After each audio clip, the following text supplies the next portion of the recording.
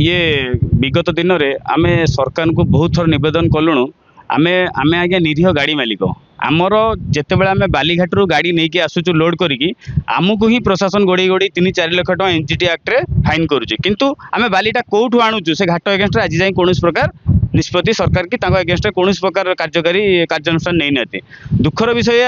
आम एप्रिल 24 तारिख रे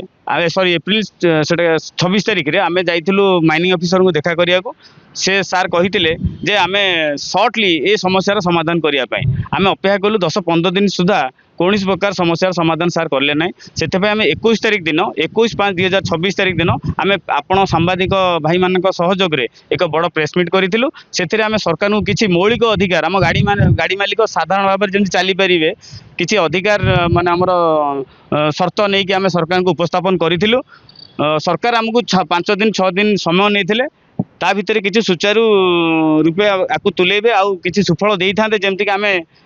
गाड़ी रास्तार चल पारि था किंतु दुखर विषय सरकार तरफ कौन प्रकार आमको सुहाइला भाई कंडीशन सार रखिले अन्य आम पाखापाखि एसोसिएशन सब भाई मान को अनुरोध करी समस्ते आमको पूर्ण सहयोग करूँ कहीं आम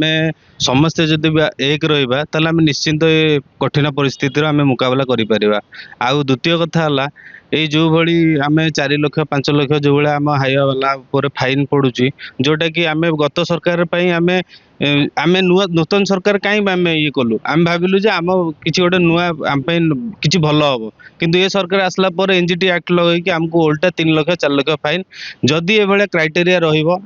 गाड़ी चलैकी जा ताठू भल थोईदेवाटा।